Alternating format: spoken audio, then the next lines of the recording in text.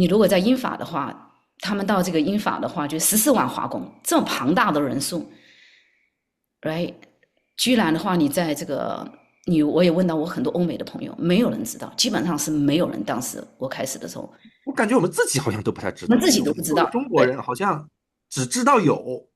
但是一笔带过，我们有很多华很工多人都不在一线，知道。我还问到我连个数字都不知道。新闻界的一些朋友，有些人说啊，好模模糊糊听说过这件事情，嗯但都并不知道是怎么回事。所以对我来说的话，其实我是希望能够还原这段真实的历史。然后前几年的话，其实经过的《卫报》其实有一篇文章叫《Forgotten of the Forgotten》，来描述中国华工，就是说被遗忘人群中的更被遗忘的人群。嗯哼。right？对我来说，不光是作为作家的好奇心，我觉得还有一种历史的一个使命感。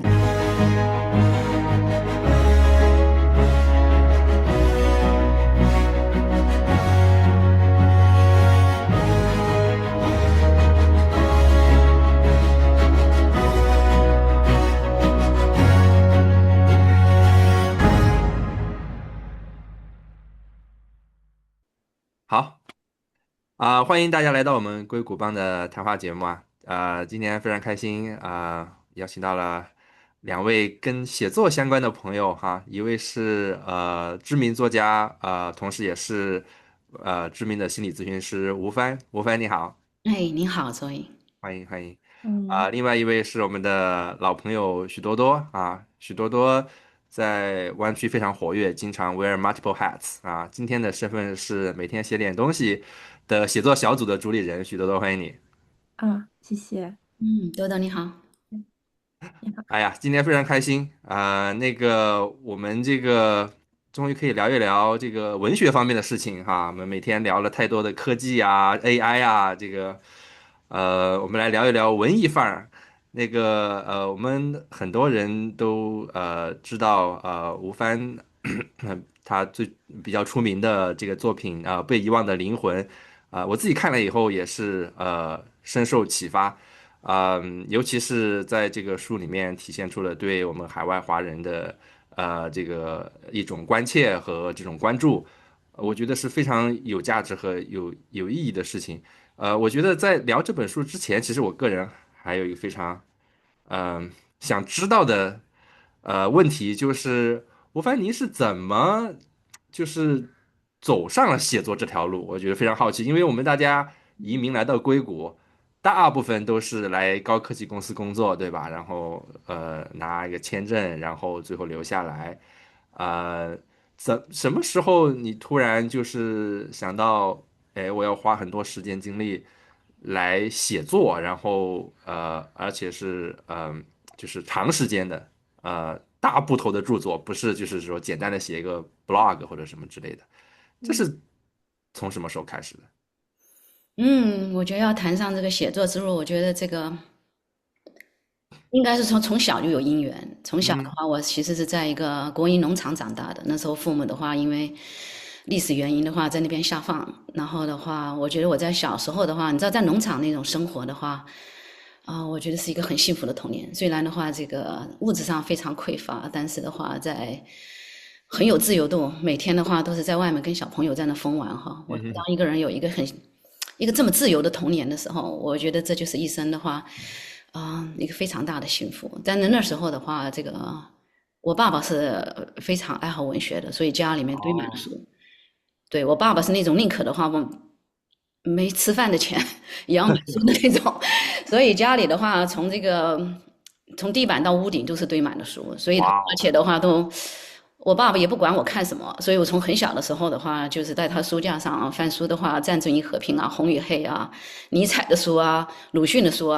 所以这些的话，从小的话都是，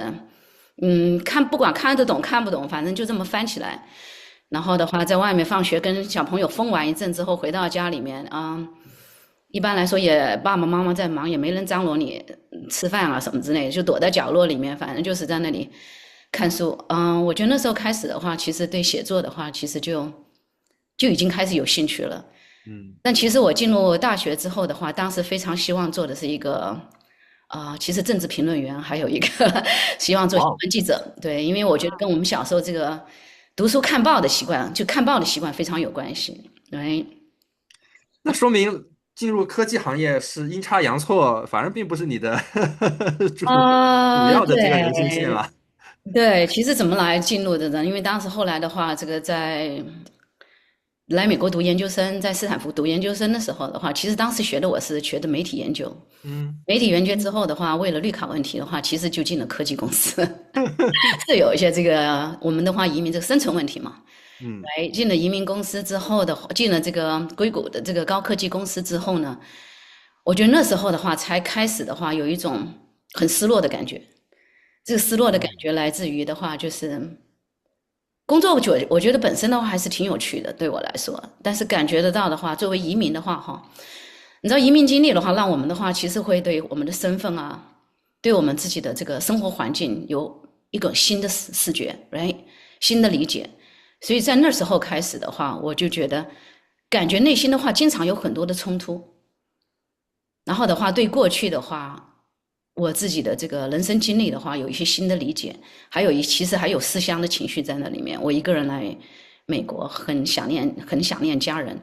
然后的话，感觉的话，就是说那时候的话，就是开始还想学会的话，怎么样用英文来写作。我想提高英文的话，最快的速度就是我用英文写作，可能跟别人很多想法不一样。我那时候开始的话，就开始尝试写短篇小说，然后那时候也开始读一些英文的这个作品，因为在中国读中文的，其实英文并不是太好，嗯，哎，然后那时候的开始读比较多的英文原著，然后就这样子的话，打算一开始写短篇小说。刚刚多多说到的话，哎，每天写点东西，我那时候就开始想每天写点东西，就写了个短篇。当时其实想写的就是 friendship，写一个友谊，感觉来到美国之后那种特别好的那种朋友的那种感觉，让我非常怀念。对，开始想写一个友情，写着3年下来就变成长篇了。每天在公司工作到这个8、9点，然后回到家写到2、3点。哇哦，对，所以哇塞，很我觉得，热爱啊，真的是。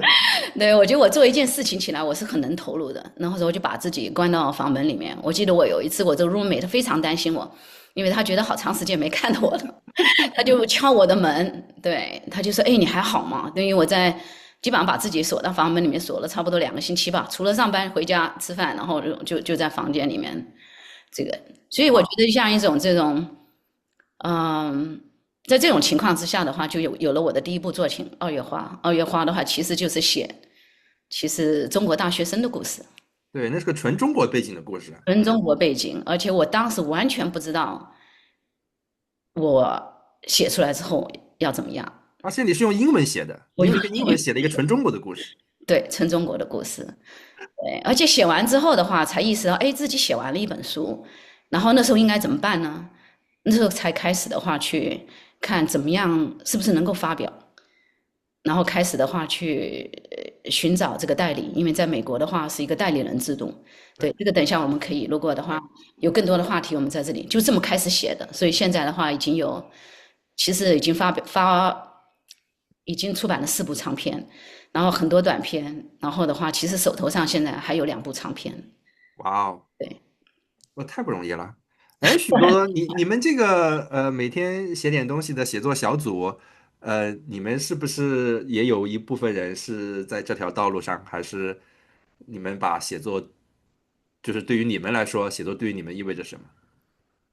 哦，这是很好问题。其实我也其实跟刚才吴峰老师说的是有点关联的，就是我会发现，就是说现在可能成年之后，咱们交的朋友没有那么多交心的朋友，然后反而通过这个写作小组，我们每天都知道大家心里在想什么，然后还比较深的那种，然后心里在想什么，然后知道大家在害怕什么、恐惧什么，然后为什么而激动。然后这个是我们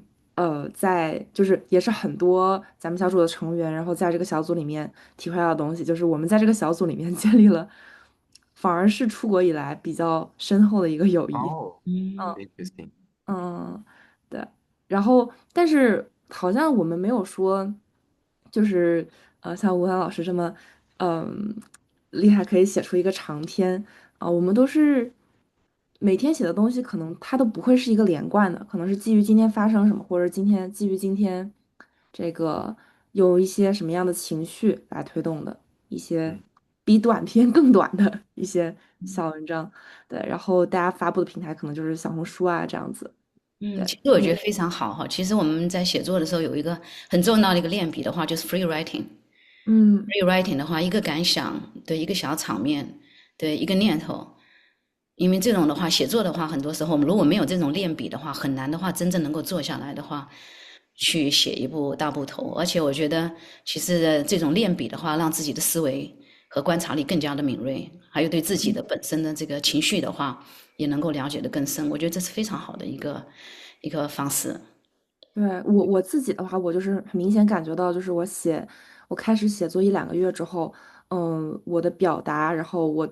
就是对我自己情绪的了解都更深刻了。嗯然是，后，对，刚刚说到就是想发表在什么地方嘛，对，我们最近也在筹备一个公众号，然后一个 Substack，就是说，因为，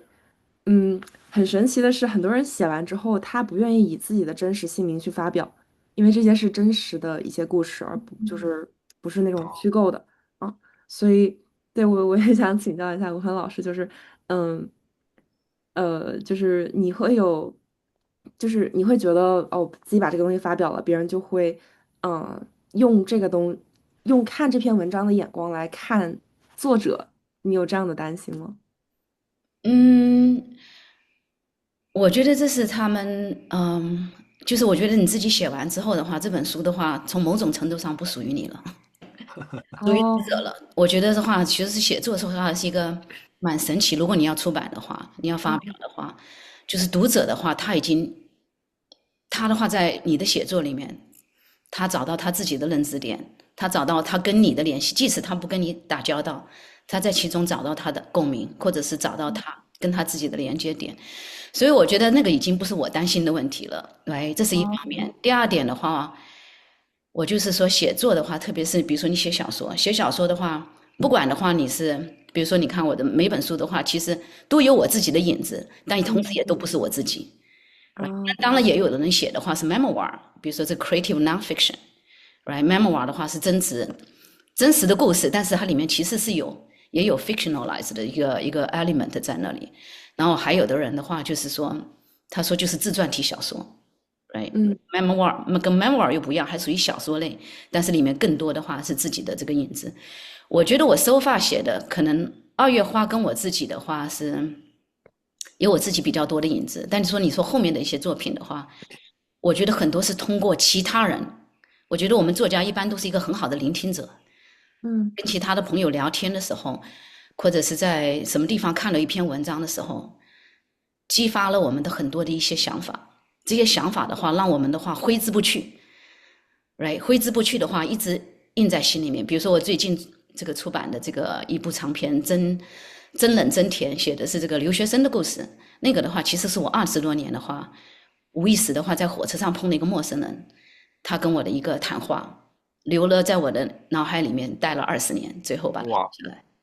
那一定很深刻。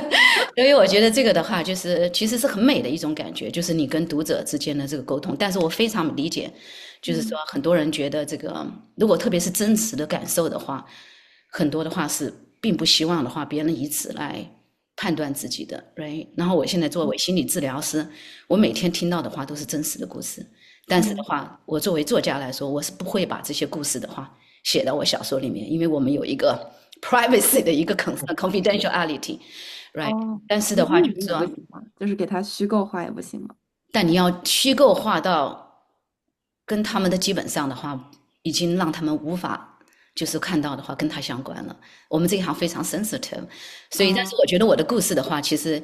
一直很多。我刚刚说到，我其实一直也有长期的积累，然后跟这些在做心理治疗师的是，只能够让我就是说，其实我觉得是我写作的一个延续，让我更深的理解到了人的复杂性。嗯嗯，嗯。所以我觉得这是一个帮助。对，我们正好聊到这儿，我也很好奇，因为您刚才说，有很多这个作家是一个好的聆听者，然后听到了一些事情，然后有一些 connection，那我也其实很好奇，因为《被遗忘的灵魂》讲的是一战华工在欧洲战场这个的一个故事，这个事情听上去 connection 跟我们好远啊，对吧？这都在另外一个半球发生的事儿。就是什么机缘巧合让您对这个故事产生了如此浓厚的兴趣，然后前前后后花了这么多年时间，然后最后把它写成了一篇小说。我听说您还花了很多时间去考证这个史实的资料，然后去找这些历史相关的信息。怎么你突然就对这个事情这么感兴趣了呢？所以谢谢你问到这个问题，确实花了我前前后后8年。哇哦，投入的话，投入极大。对，这本的话就是，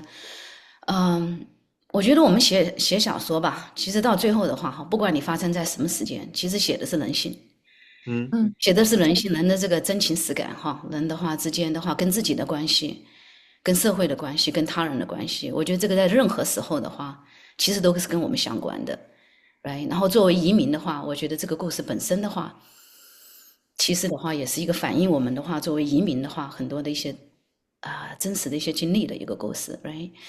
那这本的话，其实我在最早的时候，只是在这个网上看了一篇很短的文章，说到这个在法国的这个西北部的话，有一个华工的墓园，里面有800多座这个华工的墓碑，我当时就觉得非常吃惊，怎么会有800多座华工墓碑在这个这么多，地方？对，而且的话，这个历史是我从来不知道。我本来就很喜欢读历史，我想，哎，这个历史我从来不知道。而且涉及到一战的话，你知道一战和二战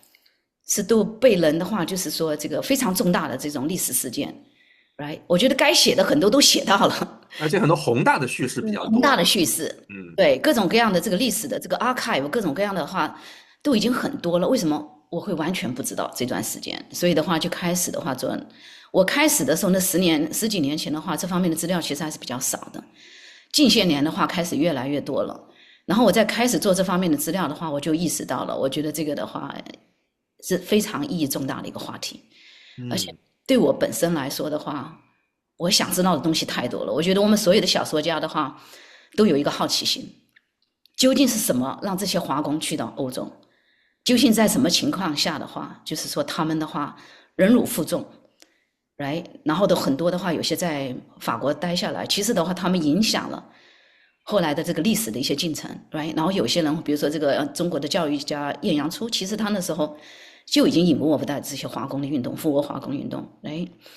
所以我觉得这些的话，其实我都是觉得非常有趣的一些事实，还有包括他们在那时候是怎么样的生存下来的，特别是如果的话在，你如果在英法的话。他们到这个英法的话，就14万华工，这么庞大的人数 ，right？ 居然的话，你在这个我也问到我很多欧美的朋友，没有人知道，基本上是没有人。当时我开始的时候，我感觉我们自己好像都不太知道，我们自己都不知道。中国人好像只知道有，但是一笔带过，没有很多华工，很多人都不知道。我还问到我连个数字都不知道。新闻界的一些朋友，有些人说啊，好模模糊糊听说过这件事情，但都并不知道是怎么回事。所以对我来说的话，其实我是希望能够还原这段真实的历史。然后前几年的话，其实《镜报》英国的《卫报》，其实有一篇文章叫《Forgotten of the Forgotten》，来描述中国华工，就是说被遗忘人群中的更被遗忘的人群。right？ 对我来说，不光是作为作家的好奇心，我觉得还有一种历史的一个使命感在。使命感。对，我觉得，而且我真的确实有非常强烈的这个好奇心，所以当时确实花了几年的时间，其实做了大量的这个，能够所有的找到的，看了几十本书吧，几十本书，然后这个电影YouTube 任何的这个纪录片，然后的话就是我就是说还想去向别人了解这种情况。尽量的话都是去一发不可收拾，一进入的话就等于是被吸进去了 ，right？ 然后的话就是说这个每个细节的话，我都希望能够尽量准确，因为这其实是我的第一部历史长篇 ，right？ 然后每个细节包括他们的衣食住行，怎么样到达这个欧洲的不同的线路，然后还有当时的这个各种各样的这个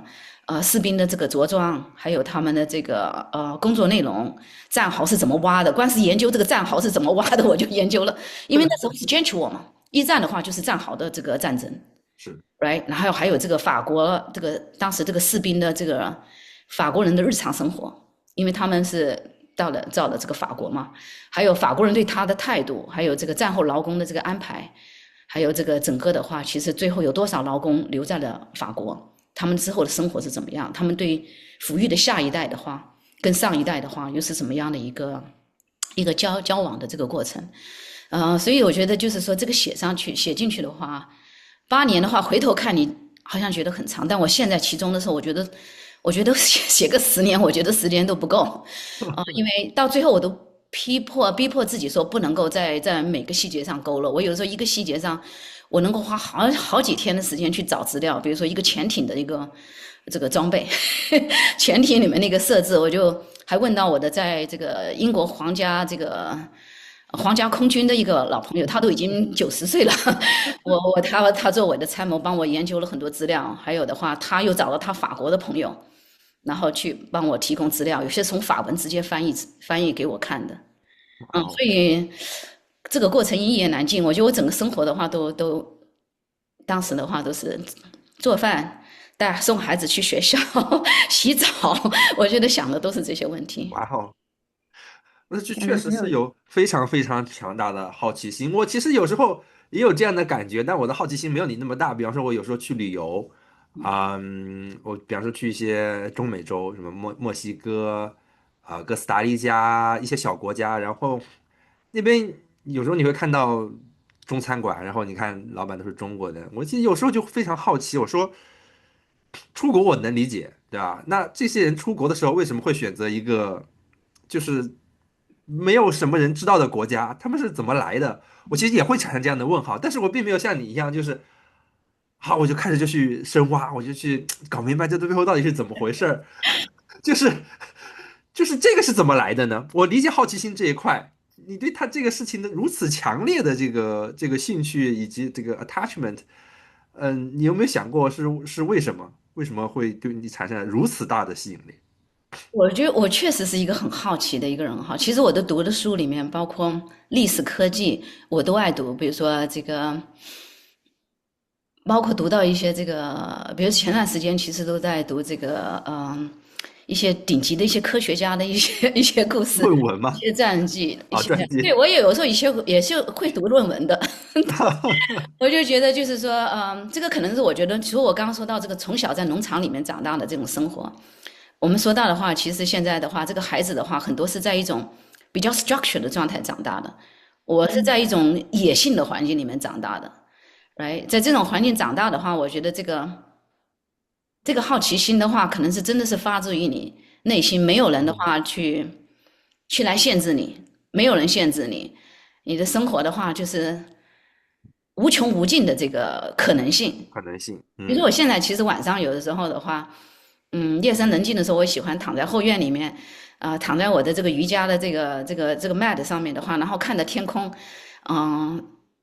有时候的话就很多浮想联翩。我觉得这个是一个确实是我的一个，我觉得是我的性情的一部分，所以这个永远的话，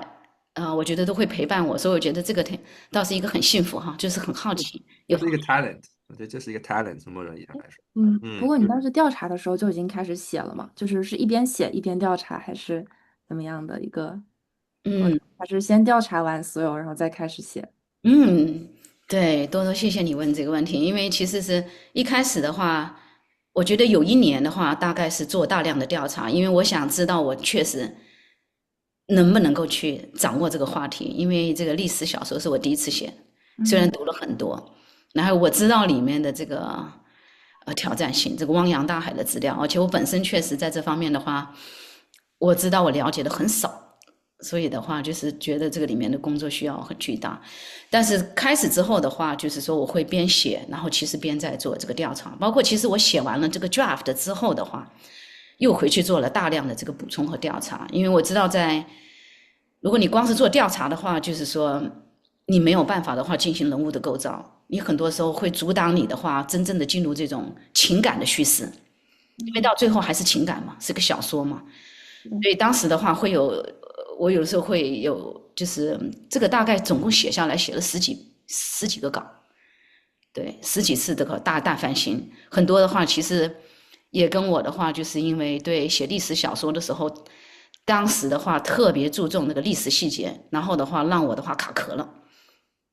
甚至一度的话有写不下去的感觉，因为我觉得这个历史资料实在太庞大了，我怕我自己没有这个能够有这个把握。但是我一旦开始的话，确定了这个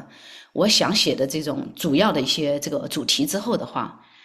我开始心里就有谱了。比如说，我希望的写的话是华工这个富欧的这个生活经历，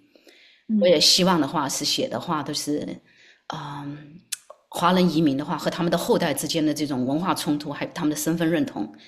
还有的话，最重要一点，这是我一直的话，所有的小说里面都特别关注的，就是说，这个在时代变迁的情况下，哎，这种历史，我们说这个历史社会的变迁对我们人产生的影响。所以写到这的话，我开始跟我自己就是接轨了。其实我一开始这本小说是用英文写的，然后我后来换成中文了，因为里面的劳工的话很多是农民嘛，来嗯自这个目不识丁的农民，我感觉我用英文我把握不住了。嗯觉得我的英文的话是属于比较相对比较学术化的英文，来美国通过看书，right？所以比如说你像应该这种的话，应该是乡土的英文，就是你嗯应该照这个是吧？比如说这个南部，比如说像这个美国南部的一些土话，所以的话后来的话，其实我这个书写完之后的话，是跟翻译的话合作的话，再把它翻译成英文。然后我在翻译的时候，我给他提出了一个要求的话，就是让他去读，福克纳的，就是美国作家福克纳的这个很多作品，就是希望能够他把这个乡土味给反映出来。但是我觉得我自己的英文我没有对乡土味的把握，嗯其实已经花了1年多时间，然后写了英文之后，又重新回去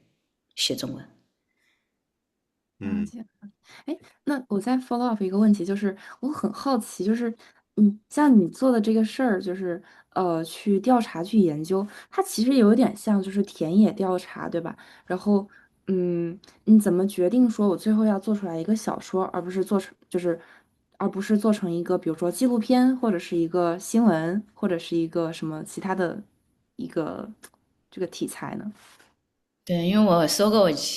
以前其实希望做新闻记者，后来我发现我比较喜欢胡编乱造，所以我就觉得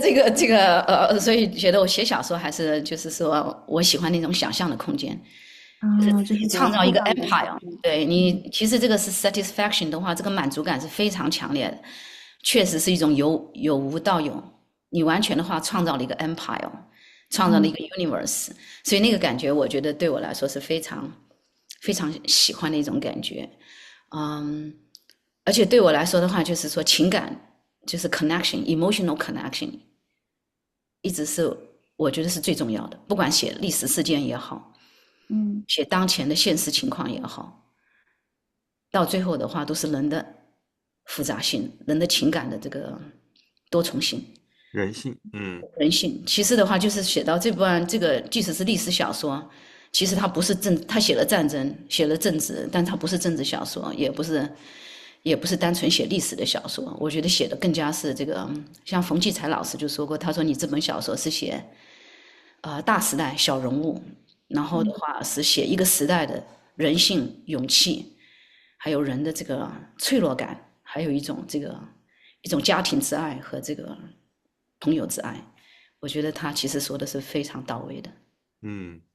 我嗯我看到就是那本书里面，一战结束以后，他最后如何抉择，是留下还是回国，然后以及后来的一些生活，我突然觉得好像跟我们现在的处境其实并没有特别大的差别。当然前面因为它是因为战争，对吧？我们可能是因为这边有比较好的科技的工作，原因不一样，来到了异国他乡。但是当你把这些宏大的事情这个抛开以后，当你静下心来，你要去做自己人生的抉择、个人的选择的时候，你会发现这个处境其实好像。是，过了100多年，我并没有觉得这个环境或者说这个事情发生了翻天覆地的变化。你面临的这个西方的文化，你面临的你的这个中国人的这个身份，对吧？是走是留，你接下来路该怎么走？你怎么去看待自己？怎么看待自己跟社会的关系？我觉得这个问题是一样的。所以我觉得到后来，虽说你是在写一个历史小说，但我觉得对现实其实有挺大的借鉴意义的，对吧？包括你去怎么去构思这个主人公最后他的个人的选择，是说我是为了爱情留在这个法国，这个还是说我又回国去，继续延续我以前的这个家境优渥的这个日子。我觉得这都是对于我们现在很多人来说，这是其实是一样的，一样的选择。对，我不知道你有这样的感觉吗？对，我觉得是这样的。这个，你想想我们现在面临的问题哈，比如说，其实还是我们面临的，语言呢、文化方面的这些挑战。还有一个很重要的问题，就是如果父母年纪大了，你是不是要回去照顾家人？Right？我其实好些朋友回去的话，就是因为希望的话跟这个父母的话年纪大了，Right？还有孩子的抚养问题，你孩子的话是希望一个在什么环境之下成长？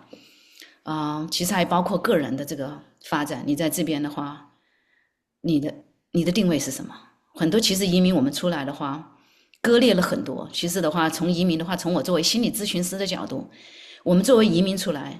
其实就是一个创嘛，已经是一个创伤。你想，我们割裂了很多，割裂的一切很多，特别是作为成年人出来，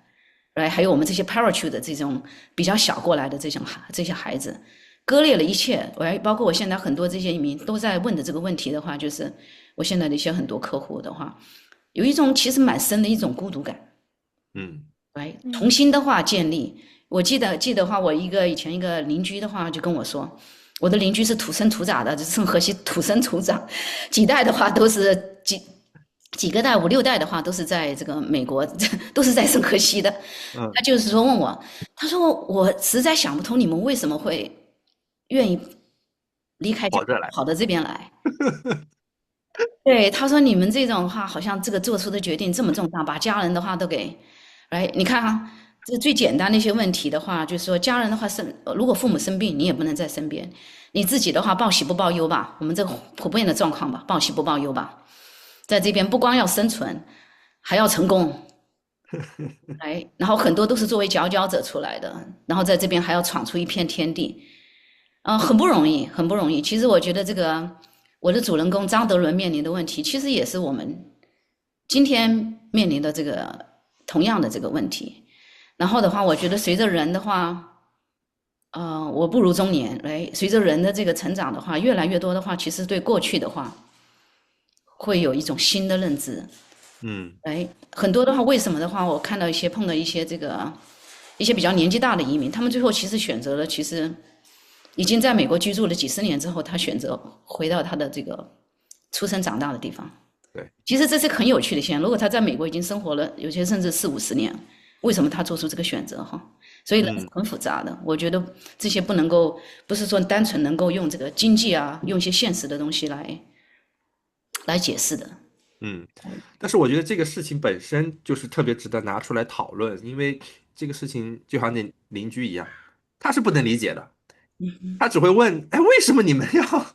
对吧？抛弃一切，远赴重洋到另外一个国家过来，他只会有这样的疑问。但是因为他没有经历过，他其实很难理解你的心情，你的这个抉择。我觉得这种问题就真的只有我们自己有经历过的人才能够问得出来，才能够进行有价值、有意义的讨论。我觉得最后不管是大家自己的。一个抉择是怎么样？是决定留在这儿，还是最后要回国，还是怎么样？我觉得本身把这个事情提出来讨论，我觉得就已经是一个很重要的一步，至少让大家知道，对吧？大家都在一个相似的处境上，我觉得这个其实从一个社群 community 的角度来说，我觉得它的价值也是非常非常大的。确实是这样。比如说这个。我们就很简单，我们说这个家的定义是什么？我觉得家的话，心之所系。那你的心的话在哪儿？心的话，很多时候在这儿，其实也在那儿 ，here and there，right？然后的话，你看 Zoya，我知道你有2个孩子，对，对你的孩子来说的话，可能这边是家，是的，right？那像我女儿的话，她这个很小的时候，8、9岁的时候，她在班上做过一个演讲，就是谈身份问题。她说她50%的中国人。50%的瑞典人，因为我先生是瑞典人，他说他100%的美国人。那我的话就是，其实他这个话让我想了很久，我自己怎么界定，然后这个的话，而且是每个人的话，他会有不一样的想法。但是 sense of belonging，我们每个人其实都是希望你刚刚的话，我觉得周也说的特别好，就是说社群，我们每个人的家的感觉，right？家的话，有时候不完全是说你自己的原生家庭，那多多的话，你刚才提到的话，哎，你们这些组织的像写作小组，产生了这种比较亲密的这个连接，这个也是一个家了，你的这个情感的一个家园。对对对，right？所以我觉得这些的话，就是说，是我们会一直可能考虑下去的一个问题，而且其实也是个很有意义的问题。但是另外一方面，我觉得 Zoe 的话，还有一个就是你说的很对，就是说，可能其他的族裔的话，哈，比如说特别是这个，你说主流社会的一些，比如说他一直在哈这边，他接触的这个本土文化，长期接触本土文化，right？那我们的话是在一个移民环境里面，我们在湾区的话大概多少？差不多40是华裔吧，30我记得是。对，然后圣荷西的话，大概是40%的以上的人都是出生在另外一个国家，都是移民。所以在这种情况之下的话，就是不光我们自己的话，移民之间的话有一个连接，跟其他的这个文化、跟其他的主流文化、跟其他的族裔，其实也是需要建立一个深度连接。最后的话，产生一个深度的 belonging 哈。那我们说以前我刚来美国的时候，我不知道多多和你和 Zoe 的话是不是就是说当时来美国的话，大家到美国是大熔炉嘛 ，melting pot。我们现在更加说的话是像一个沙拉盘。right？什么都有。这个什么都有，就是你能够保持自己的原汁原味，你不是被融化了，这个 assimilation 哦，不是说被它 assimilate 了，你融化了，right？而是说你萝卜青菜，就是说，哎，放在一盘里面，看上去颜色都很鲜艳，但是的话，味道你知道，一盘沙拉，如果你只吃一样东西的话，这个味道确实不怎么地。但是的话哈，你西红柿、番茄胡萝卜，然后还有其他的这些东西都加进去的话，味道会好很多。有时候在上面撒一点酱，喜欢的酱，味道会更好。我觉得现在更加是一种这个沙拉盘的这种感觉，就是更加是如何的话认识到自己的文化，产生这种深度的连接，同时的话又能够欣赏其他的文化，然后的话创立这种这种多元连接的感觉。其实我知道这个，我语言社里面你听过，语言社的话，我是当时的话在疫情初期的话，跟这个 Michelle，就是说我们 co-founded 的，对。昨天还见了米歇尔，我昨天对你好像也在这个华人这个他的一个照片博客上面 feature 了你嘛，我看到。有对有讲了你的故事，right？因为的话，我其实很长，相当长一段时间的话，我自己也是非常，非常 involved 在这个语言社的这个发展，也做了很多事情。但现在因为工作啊各方面的关系，现在比较的话，这个退下来了。但是的话，米校的话，还有于迪啊，就是主要的领导人做了大量的工作。其实这个的话，就是创造一个 sense of belonging。语言社做的很多事情，都是怎么样发展社区、发展社群、建立联系。right？而且我听到有一种说法，就是逐渐的，在美国的亚裔有融合成一种新的民族的倾向，就是 Asian born American。他们会逐渐，因为你想啊，首先大家长得都其实挺像的，中国人、日本人、越南人，其实你如果抛开文化的因素，其实长得是很像的，对吧？如果大家都是在美国出生长大，是接受这一套文化，学习都是英文，他们自然而然它的 similarity 会非常像，所以其实也是有这么一个趋势，就是说。我们这个不仅仅是华人，而是说，亚裔会逐渐的更加的联系的更紧密，然后形成自己一种独特的这个 culture。我觉得这也是看到的一种趋势吧。对，是这样。包括这个话，怎么样在政界的话，有自己更多的声音。因为在是的，美国的话，是的，这种选民制的话，你如果没有进入这个政界的话，有这个把握权的话，你很多时候是会相对来说会对，成为一个弱势。对，现在对对对参与整个的社会参与、公共参与，确实的话都需要一种连接。对对对对对，嗯，我们讲到这个地方，我其实有一个问题，就是说，我们当然包括这个被遗忘灵魂，包括你刚才说的二月花，这是写的很多是我们移民的故事，我们这个华人的这个故事。但是这个书呢，你并不仅仅是写给我们自己人看，对吧？它是面向整个社会的一部作品，所以包括你前面讲到的，我觉得怎么翻成更地道的英文啊，什么怎么样？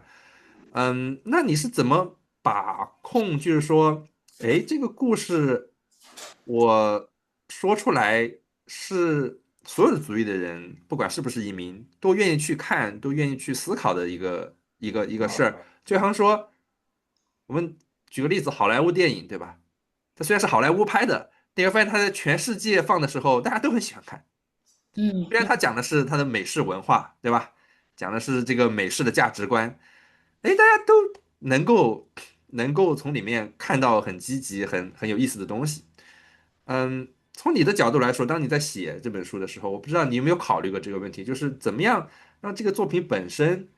因为我们是希望被看见嘛，希望被大家看见的话，那我们就希望有更多人愿意来看嘛。那怎么样？他们怎么是愿意来看？我不知道你有没有考虑过这个问题，从什么角度来切入，能够更好的打开这个欧美的市场？嗯，我在写作的时候还真没考虑。我觉得如果我写作的时候这样考虑，我可能写不下去了。我这是这因为是这是很无厘头的问题，很无厘没有，头的问题。但是你问的问题我觉得是非常重要，因为的话，确实就是说我们作家的话，花了这么多时间的话，去这么多确实是心血之作，每一步都是心血之作，投入的话，都是希望有读者的，对。但是在美国的话，就是说我刚刚说到，我写完第一部的时候，我是完全不知道何去何从的，那时候才开始了解到这个西方的这个出版情况的话，很多时候需要有一个代理。对，在美国的话，这个多多的话，我不知道你们这个小组有没有讨论到这方面的问题哈。在美我国的话，有了解过一些。对它这个代理制度，基本上的话，特别是如果你想走传统的这个出版，还有这种大型的出版社，甚至中型的出版社，基本上的话，你都需要代理人来作为 gatekeeper 的话，然后能够把你的 manuscript，把你的书的话，给到 editor 那边，因为他们这个代理的话，不光的话是能够接触到大型的出版社，它其实还是能够帮你的话，这个其实像一个律师一样的，帮你的话谈判有条款，right？然后的话还有职业，有些甚至包括一些职业规划，比如说有什么建议。我以前的代理人的话，其实他经常会跟我聊天，他希望了解我的想法，他非常尊重我，所以这点我非常感谢，right？但他同时的话他也会及时的跟我沟通，就是这个我的编辑跟我之间的一些编辑对我的这个书的一些看法。所以在这种情况之下的话，就是作为一个作家的话，我们从行业的角度来说的话，确实你需要了解，了解的话，这个行业是怎么操作。然后之后的话，多多，我想你也知道的话，这个要宣传。你们刚刚说到的话，你们比如说 post 小红书，那现在的话，这些当然的话渠道非常多，小红书啊、Instagram 啊，各种各样的媒体，这些需要花时间的，而且的话，其实对我们本身很多作家的话是比较 private 的，我自己其实也是比较 private 的，但是的话，涉及到这个市场的话，你很多时候 you need to be out there，这个的话，就最后的话是个人的选择。对我来说的话，我会觉得有的时候我有时候会看守很多的这些，我确实以前也看守了很多的机会，那是因为比如说怀孕啊、生孩子啊、带孩子啊，对这个，所以很多机会的话也就失去了。对，但是这个的话是个人最后的话你的选择。但是确实的话，需要作家的话，如果要从行业的角度去考虑的话，你要做很多的，比如说包括莫言的话，其实他有他自己的公众号。我听说不是他自己 post 的，是他的这个孙女好像，孙女帮他 post 的，里面还加了很多很可爱的一些这个莫言爷爷的这种小画面哈，在那。我想莫言肯定不会有时间去做这事儿，这个听说是莫言的这个孙辈帮他做的这个公众号，但里面就把莫言以前的一些文章，还有一些的话一些访谈的什么东西，这个小片段的话放出来，那也有很多的粉丝嘛，莫言的话，但是我想你如果这种的话，其实对莫言的话，在作品的话，在新的一代里面的话，推广我想是非常有帮助的。是的，我觉得他好像有一点就是破圈的那种感觉，它就不仅是在就是文学界比较这个有名，然后有地位，它反而通过这种就是很嗯大众化的一些宣传，然后让它变得就是年轻人也会要用它来玩梗啊这种。一个导师级了哈，我想这个冯唐也是这种，冯唐的这个 social media 做的多厉害。是啊，对啊，听说好几个团队在做，所以我想是吧？这个不是一己之力。人家说的话，take a village to raise a child 哈，我觉得很多时候 take a village to really make a writer very popular。是的，是的，我觉得在现在这个时代，其实很多事情对不仅是写作了，对传统的这个 media 和 arts 影响都非常大。你看有流媒体、短视频，这都是对注意力的一个争夺啊，对吧？嗯你闲暇，你的时间花在什么方面？那我们科技有 AI，那 AI 就更加了，对吧？那个不管是从写作者的角度，嗯很多人他可能用 AI 来辅助他写作，呃，甚至是嗯，可以大量的写作，对吧？他只要有 idea，他就可以无限的生成它，因为 AI 反正它就瞬间可以写出来。我记得那个许多多在那个我们在那个音乐那个群里面，不嗯，是有人每天要发2首歌，说啊我做的新歌啊，大家看看我做的新歌，每天发2首，结果被被大家一顿批评，自己对，都是 也很没趣 AI 写的。的就走了，对吧？那嗯这肯定是影响很大啊，对于所有人来说，甚至是包括读者，对吧？大家有没有耐心静下心来，真的去花这么多时间细细的品尝这些文字？因为 AI 它经常给你就 summary 了，对吧？什么什么说了什么故事，它就2、3段，这跟很多 YouTube 里面一样，对吧？说电影也是一样，对吧？一个2小时的电影，那这个主播十嗯，五分钟给你讲这个电影讲了个什么事儿，好，对。讲完了，对吧？嗯，我觉得这对传统的艺术创作都有很大的冲击。我不知道从你的体感上来说，呃，对于你来说会产生一些什么影响？我觉得许多也可以聊聊聊这个话题。你们这个每天写点东西小组里面，大家对这些新的 technology 的接受程度啊是怎么用的？我觉得，我们也可以讨论一下这个事儿。嗯，来，嗯。请多多的话先聊一聊。哦，我的话嘛，是这样的，我是觉得就是，嗯，你其实要用，其实我主要的情况下还不是用 AI 来做一个就是写作的事情，但是我会让它当我的编辑，就是类似于做一个啊，编辑的这种工作。对，我会比如说把我自己写完的一个初稿，就是扔给他，我说你帮我看看有哪些地方逻辑不通畅，然后你只要指出来就行了，而不是直接上手帮我修改。你不要修改我的原文，因为就是让他不要修改原文，是因为我觉得他修改了原文，就好像他那个话就不是从我嘴不是巴里你的味儿，说出对吧？不来的了，是你的这对，个不是我的原味。汁原味的内容，对对对对对，我是这么想的。对，我不知道吴凡老师你有没有那您是留过，然后。属于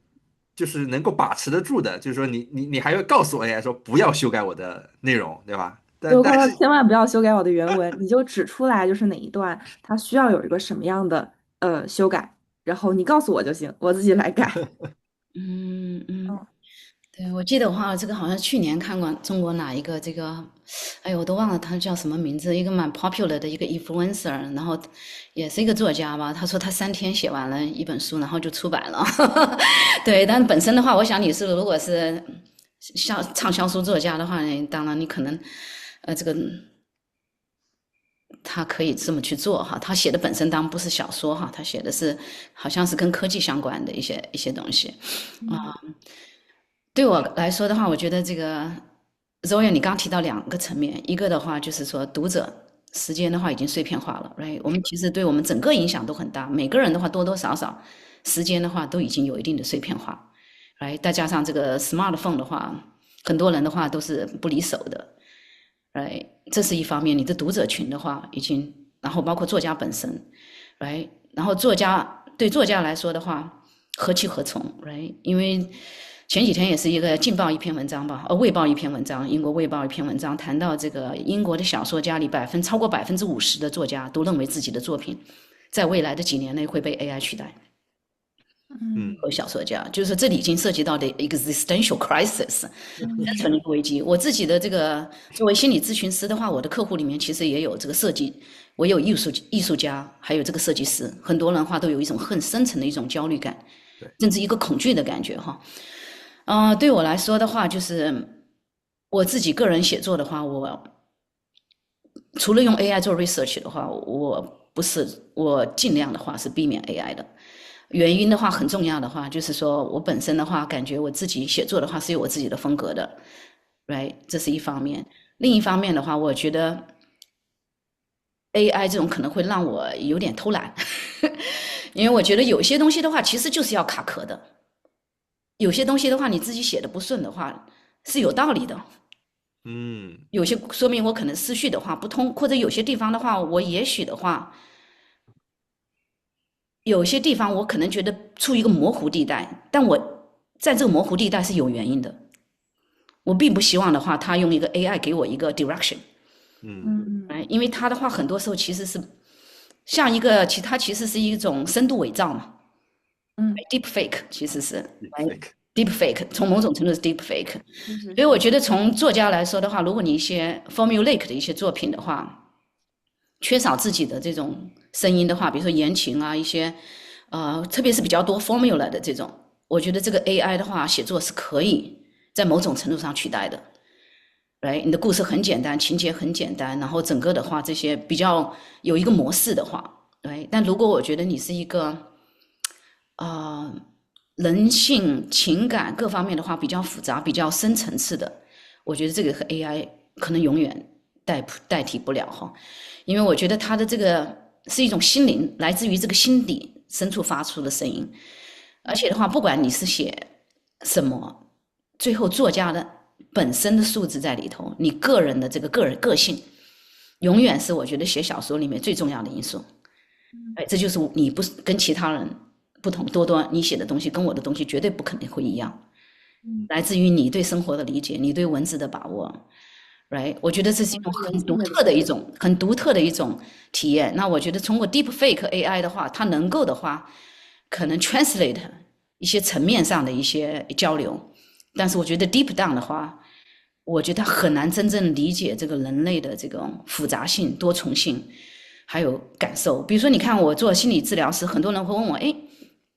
反正你会不会觉得你这个行业的话，现在被挑战的很厉害？因为很多我的客户来看我的话，都做了大量的 AI， 他们已经在跟 ChatGPT 聊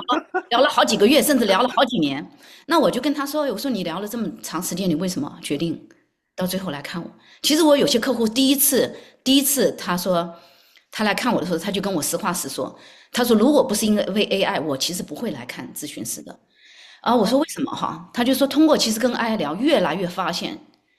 他说一方面好像有 clarity， 但另外一方面发现心里面深处的一个空洞，一个 emptiness， 一个 loneliness。他说这个的话是永远我跟 ChatGPT 聊多久都没有办法的，没有办法能够让我心里面感觉到跟另外一个人的沟通。还有比如说你在我们这个心理治疗是很关键的一点，就是察言观色。所以我比较喜欢做 in person 的 session， 为什么？因为他的一举一动，他进来的话，如果是脚的话，哪怕有一点发抖，或者是肩膀有点僵直，眼神有点游移，对我来说的话，都是一个 huge signal。但这些的话，你跟 ChatGPT 它是无从知道的。所以我觉得写作深度的话，好的写作，我觉得永远没有办法被 AI 代替。但是的话，是一个，因为很多出版公司的话，它从利润考虑，它很多是需要快嘛。对。所以的话，在你的从你的这个 financial return 各方面，你会受到影响。同时的话，就是说你的读者群，现在你可以看看我，比如说你到图书馆去看看，其实孩子越来越少了。我以前包括我自己的孩子，我心里面有的时候都有点一凉。以前的孩子的话，每个星期读至少10几本书的。现在我要带他们去图书馆，很多时候孩子说不去，所以我还心里挺难过的。我记得我这个儿子的话，捧着大部头的书坐在沙发上的时候，让我心里很有成就感。但是这个也是一个变化嘛，所以我包括我自己的话，实话实说，我自己感觉我自己读书，我一个星期的话，每天都有读书的习惯，但我自己读书也比以前比以前少了，就是说确实生活碎片化，再加上做妈妈，各种各样的事情很忙。然后我问到我很多朋友，他们以前读很多书的，现在跟我说基本上不太读书了。所以这个是一个普遍的一个现象。没有读者的话，从作家，除非这个有作协了，给这个作家发工资，所以我有时候觉得其实作家应该被发工资哦。但发工资让你去写书的这个感觉，跟你对吧？你看见一个事情，你就很想把它写出来，感觉还是不一样。对，我这个开玩笑的，但我就说作家他有生存嘛，是，他们怎么生存？其实我为什么进入心理行业？一方面确实我真的非常喜欢这一行业，也是我写作的延续。但是如果说大实话的话，不用把自己说的这么这么高尚纯洁的话，其实也跟这个经济有关系。我写作的话，我是没有办法养活自己的，这实话实说。对，很多就是很多的，就是艺术的工作者都会有一个怎么说呢？另外一份工作，要不然就是另外一半可以支持他的工作，这样子。我们家房贷也不是我在付，哦，那挺好的。对，要不然的话，其实做心理咨询师的，也养不活我自己，也许勉强养活我自己，养孩子是养不起的。嗯，对，所以这个的话确实，但是你看，在做另外一份工作的时候，我记得以前的话，我们就是在这个华裔作家哈金的话说嘛，就是说做一份这样的工作，比如说他当时做的是夜间看门人，晚上这个 night watcher，这是一份很好的工作。但你每天如果在高科技公司里面这么忙，你是很难回到家你已经 exhausted 的，你那时候还要你去，那是很不容易的，那是很不容易的。你看你做什么工作，比如说我这种的话，写作的话，我觉得我要做的工作，假设我有 full time 的话，希望的话是那种比较重复性的工作，不用让我想太多事儿。比如说在 Trader Joe's 做这个 cashier，收银员，收银员我觉得挺好，但也养不活自己嘛。right， 然后我觉得我心理咨询师的工作我非常喜欢，但是确实回到家里一天的话，我是聆听者，right，然后我觉得是有非常美好的一份工作，但是回到家里也很累了。你让我的话再重新进入一个创作，我觉得是比较难的。但所以我现在也像多多一样，我经常写的是一种 free writing， 一种 writing， 就是说不是说大长篇，但是我现在在酝酿我的长篇，其实有的已经写到一半了。实际上这个的话，我觉得是一个更长期的过程，而且的话有在某种程度上，我可能要 reduce 我的 workload。对，工作上要降低我的小时数，这样的话我比较大的时间能够投入进来。有些作家为什么到深山老林去写东西是有道理的。我的手机的话，我也是，我的手机没有任何的 notification， 我的手机基本上是关的。对，处在这种就是声音的话，这个别人打电话的话，我也听不到声音的，所以经常被我家人抱怨。找不到人，找不到人。我有些朋友，他们找不到我，他们就去找我先生，我先生再来找到我。所以我对我自己的时间比较 intentional，要不然的话是完全没有时间，读书的时间都会没有的。对，现在就是这个状态。我觉得这个状态其实特别好，特别羡慕这个状态。我觉得更多的是一种跟自己相处的一种融洽和和谐，对吧？我就是觉得 AI 对于我来说，会影响我的这个写作的这个风格，我就尽量不用，对吧？我要专注来一个时间段来思考。我觉得更多的是这种自洽，就是一种让自己舒服的状态，而不是被这个科技啊这些 AI 啊所绑架。就是因为现在在硅谷，其实很多人是被这个绑架，因为听说 AI 要来了，听说这个很厉害，听说它要取代大家，不行，我必须要上 AI，对吧？我必须要用，我必须要熟悉它，我这 AI 类新闻我都要看，发生了什么，它就会就等于是被裹挟着往前走。对，是被裹挟。对，对，我其实特别羡慕您的状态，就是还是很自洽，然后知道自己的重心在什么地方，然后能够依照自己的这个内心的决定的方向往前走，我觉得这特别好，特别好。就是对自己最重要吧，是吧？我觉得对自己最重要的东西，这个其实不容易。其实我在做心理咨询，很多时候的话，一些客户来就是什么东西对我是最重要，你自己的 your own needs and wants 不容易。我觉得这个是非常不容易，特别是比如说比较再年轻一点的话，其实我自己也看大量的新闻，每天我一早上第一件事情读新闻，晚上睡觉临睡觉读新闻，对，这是我新闻特别容易很容焦虑。很容易焦虑，对。但我觉得就是可能说要 intentional，因为我觉得我做心理治疗这一行的话，也是跟我自己，我一直的话每一天我都会做 meditation，mindfulness 嗯 training。我觉得在这时候的话，需要 intentional，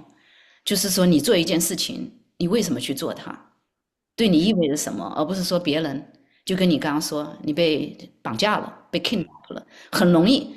而且这个焦虑感的话，你一旦陷入一种焦虑感的话，你自己找不到自己了。这个是一个，我觉得我们现在每一天的话，其实都需要做的一个功课。不管你在，其实普遍上扬现的焦虑感是有原因的。对，我对 AI 也很关心，因为我觉得这个是渗透到我们生活的点点滴滴里面，已经的话，嗯，对我们将来的话影响是巨大的。所以我觉得我最关心的东西，从来都是我有很多科技界的朋友在一起聊天都会谈到。对，最后的话是说这些对我们人产生了什么影响？我们人之所以的话为人的话，我想是我们的内心的这种复杂性。是，这种复杂性的话，一旦的话被简单化了之后的话，我们人的话是很有一种 emptiness 的感觉，一个很 lonely 的感觉，而且没有聆听者了。大家如果都是在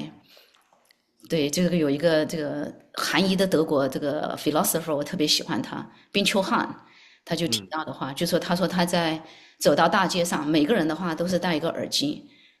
都是行色匆匆。其实我轻小说里面开篇就是这样，你感觉到一个人的话，都是在一个虽然是人被人包围了，但是你的话，这个 loneliness 是非常 deep 的。你觉得？原子化，大家都是原子化。对，我觉得这个的话需要一个 intention。是，如果没有一个 intention 的话，人很容易的话失去自我。包括我的这个客户里面也有这种很成功的这种 VC 啊，或者是 startup founders 啊，其实这个感觉越有钱越焦虑啊。不容易，不容易，因为的话就是我说的话，作为移民，我们也有很多的这个使命感嘛，对啊，要成功啊，要成功，对，对。不管好，那我们聊一下您的新书大作吧，我们期待一下接下来您的这个下一部作品是什么一个状况，给我们介绍一下。对，我一个其实去年的话，在中国的这个也是我的被遗忘的灵魂，是我第一部用中文写的小说，是我的对。然后这个以前的小说都是用英文写的，然后这一部也是用中文写的，是名字叫做真冷真甜，其实写的是一个19岁的一个女孩子，有中国留守儿童背景的，就是说在美国留学一个人生故事、爱情故事，一个家庭故事。我觉得留守儿童的话，我一直的话非常非常的这个，我还在大学毕业在中国的时候，当时做了一小段时间的这个新闻记者，那时候我就非常关注这个问题。我觉得在这种情况成长的这个一定的话会有人生的话会有一个巨大的一个 shift 一个调整其实现在我的客户里面很多就是有留守儿童背景，因为我觉得这是中国的一个特别的文化现象嘛。是的。我们在中国的话，我们知道的话，短短的话几十年的话，翻天覆地的变化。所以我觉得这一部写的就是中国的话，这个历史变迁、社会变迁巨大的短时间内巨大的这个冲击，对我们人产生的这个影响。这部书的话，这个花城的话，今年会出单行本。对，去年的话是在文学杂志上这个连载，所以希望的话，今年有时间回去做，因为这前几年都没时间回国，还忙孩子，忙工作都没时间回国的话去做一些宣传哈。太棒了，太棒了。对，所以期待。对，所以我说这个我们这个年龄很好的话，就是永远不会老一样。就是说，你看，无论活到什么时候，我还可以写10几岁的事情，写进去的话，感觉就进去了。而且的话，那里面写到的话，其实。我在美国的话，当时留学的第1年的话，我跟几个朋友的话，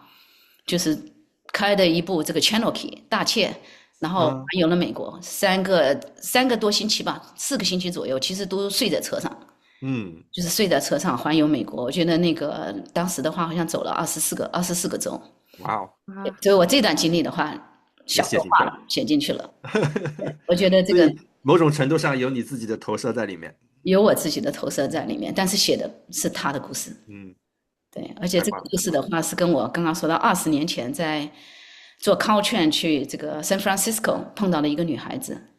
一个中国女孩子，她跟我有一个很简短的一个大概10几分钟的一个聊天吧，因为她，谢谢她，我都不知道她叫什么名字，也不知道她在何方，但因为她，我这部小说今天写成了，太美妙的缘分了。确实，希望他也能够看到这个你的作品的这个问世吧。哇，这是一种美妙的感觉。我觉得文学艺术就是这样，它更多的是带给你一种精神上的这种享受，而不仅仅是物质上的这种刺激。嗯，包括它背后的故事，然后会让这部作品本身更加有氛围，有风味啊。好，太感谢这个吴凡今天跟我们的这个亲情分享也感谢许多多的这个热情的参与。我觉得今天时间差不多，我们就先聊到这儿。谢谢两位的这个这个讨论哈，我觉得今天真的是也学到了很多，也有很对这个我们华人移民的这个背后的这些故事，我们自己越多讨论，大家就会越关注也是对我们整个社群都是很有意义的一个事情。谢谢两位，谢谢两位。谢谢 Zoyo，谢谢多多，也谢谢 Zoyo。你的话，这个硅谷帮的话，其实给这个移民的话，提供了了解，就是说文化呀，还有其他不同层面上的，进行了一些文化其他不同层面上的连接，也谢谢你。哎，谢谢，我们就是聊天嘛，我们大家都可以来参与。好，那谢谢两位，我们今天就先到这儿了。好，大家谢谢，再见，拜见，拜拜。拜。